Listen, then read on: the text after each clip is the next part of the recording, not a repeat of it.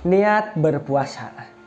Para ulama sepakat bahwasannya niat merupakan hal yang wajib dalam berpuasa, baik puasa wajib maupun puasa sunnah. Nah, lalu kapan seharusnya kita berniat untuk puasa ini? Jumhur ulama 4 madhab bersepakat bahwasannya kita wajib berniat pada malam hari, sebagaimana sabda Rasulullah dari Ummul Mukminin Hafsah radhiyallahu anha, "Malam yubayitis syam fala syamalahu." Barang siapa yang tidak menetapkan niat puasa sebelum fajar, maka tidak ada puasa baginya. Namun dalam hadis lain dari Aisyah radhiyallahu anha, Rasulullah SAW bersabda, beliau berkata kepada Siti Aisyah, "Wahai Aisyah, apakah kamu punya makanan?" Maka aku menjawab, kata Siti Aisyah, "Kami tidak memiliki apa-apa, wahai Rasulullah." Kemudian Rasulullah SAW kembali menjawab, "Kalau demikian maka hari ini aku akan berpuasa." Nah, dari 2 hadis yang saya sebutkan barusan, para ulama berbeda pendapat terkait waktu kapan kita harus berniat untuk berpuasa. Nah, Imam Malik rahimahullah berpendapat bahwasanya puasa tidak dianggap kecuali dengan niat sebelum terbit fajar. Apapun puasanya, maksudnya baik puasa wajib maupun puasa sunnah. Imam Syafi'i berpendapat bahwa berniat puasa setelah terbit fajar boleh pada puasa sunnah dan tidak boleh pada puasa wajib. Sedangkan Imam Abu Hanifah rahimahullah berkata bahwasanya berniat puasa setelah terbit fajar diperbolehkan dalam bentuk segala puasa, baik puasa wajib maupun puasa sunnah. Teman-teman, bagaimana hukum puasa orang-orang yang tidak sahur? Nah, Syekh Abdullah Aziz bin Abdullah bin Baz pernah ditanya terkait hal ini. Beliau menjawab bahwasanya hukum orang yang tidak makan sahur puasanya tetap sah. Karena sahur bukanlah syarat sah puasa. Sahur itu hukumnya hanya mustahab, hanya dianjurkan atau disunnahkan.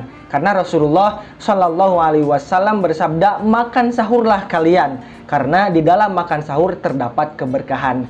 Jadi orang-orang yang berpuasa tetapi malamnya tidak makan sahur, puasanya tetap sah, karena sahur bukan syarat sah puasa. Rasulullah Shallallahu Alaihi Wasallam bersabda, "An Sahli bin Sa'din radhiyallahu anhu anna Rasulullah Shallallahu Alaihi Wasallam qala, la yazalun nasu bi khairin ma'ajjalul fitra." Bahwasanya manusia itu senantiasa ada dalam kebaikan selama mereka menyegerakan berbuka. Jadi teman-teman semua, ketika matahari telah tenggelam, maksudnya ketika waktu berbuka sudah tiba, segeralah kita berbuka, karena dalam menyegerakan berbuka puasa itu ada sebuah kebaikan. Dari Salman bin Amir ad-Dabbi, Rasulullah Shallallahu Alaihi Wasallam bersabda bahwasanya jika di antara salah seorang kalian berbuka, maka berbukalah dengan kurma. Apabila tidak ada kurma, maka berbukalah dengan air, karena air itu mensucikan.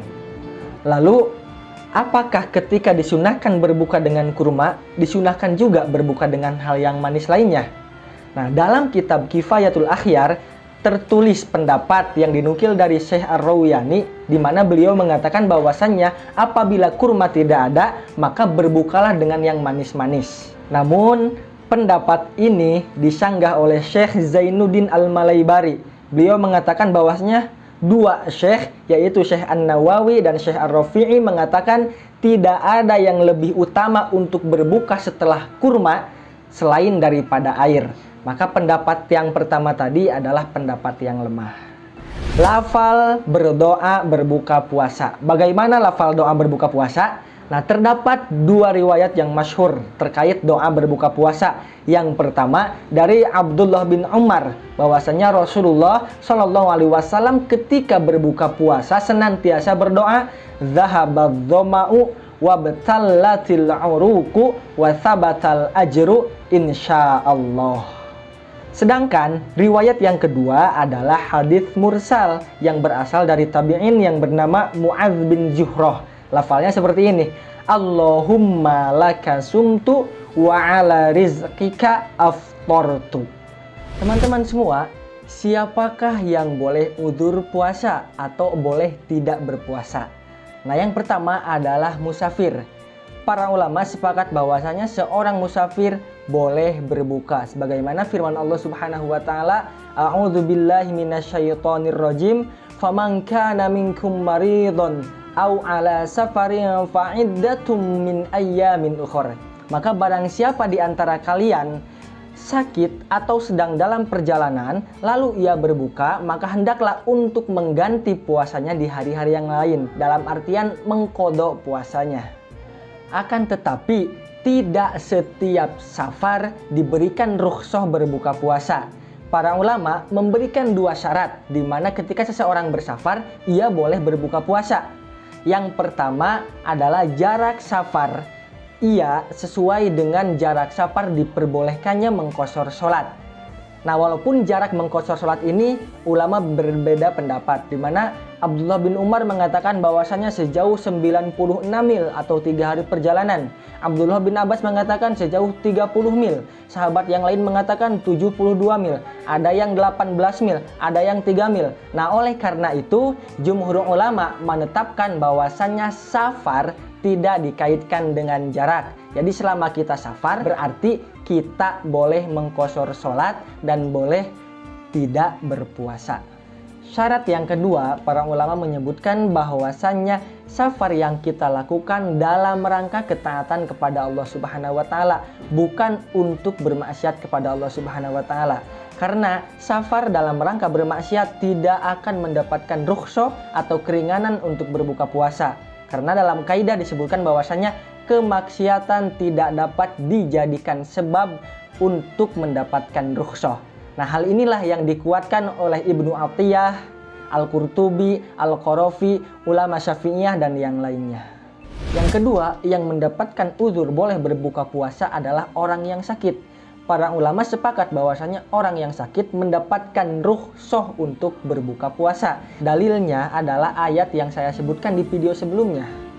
Namun, begitupun dengan safar, begitu juga dengan sakit. Tidak semua orang sakit mendapatkan rukhsah untuk berbuka puasa. Seperti canteng, keseleo itu tidak mendapatkan rukhsah berbuka puasa. Lalu sakit yang seperti apa yang mendapatkan rukhsah untuk berbuka puasa? Yang pertama, para ulama mengatakan adalah orang yang sakit dan ia benar-benar tidak mampu untuk berpuasa, maka ia boleh berbuka. Bahkan Imam Al-Qurtubi, Al-Jurnaji dan Al-Ghazali mengatakan bahwasanya orang yang sakit seperti ini harus berbuka, tidak boleh berpuasa. Yang kedua adalah orang yang sakit ia mampu berpuasa, namun diagnosa dokter mengatakan bahwa jika ia berpuasa maka akan mempengaruhi kepada dirinya, dalam artian dirinya akan semakin buruk, sakitnya akan semakin parah. Nah, dalam mazhab Hanabilah, orang seperti ini disunahkan untuk berbuka, dalam artian tidak boleh berpuasa. Bahkan Imam Al-Qurtubi mengatakan bahwasanya orang dalam kondisi seperti ini dan ia memaksakan puasa adalah orang yang jahil. Kategori yang ketiga adalah orang yang sakit dan ia mampu berpuasa.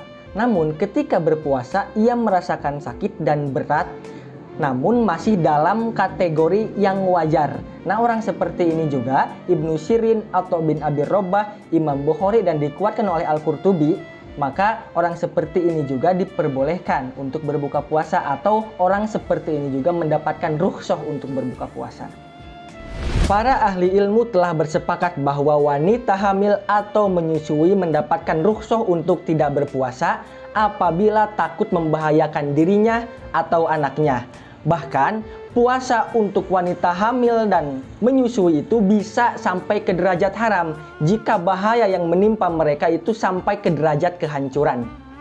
Dari Anas radhiyallahu anhu, Rasulullah shallallahu alaihi wasallam bersabda, sesungguhnya Allah Subhanahu wa taala meringankan setengah sholat untuk musafir dan meringankan puasa bagi musafir, ibu hamil dan menyusui. Hadis riwayat Bukhari. Nah, kemudian lantas manakah yang lebih baik untuk wanita hamil? Apakah berpuasa atau mengambil rukhsah untuk berbuka? Syekh Shalih bin Utsaimin menjelaskan bahwasannya wanita hamil tidak terlepas dari dua hal. Yang pertama adalah wanita hamil yang semangat dan kuat untuk berpuasa dan tidak ada efek samping apapun kepada dirinya maupun kepada janinnya, maka ia wajib berpuasa. Karena pada saat itu tidak ada uzur baginya untuk berbuka.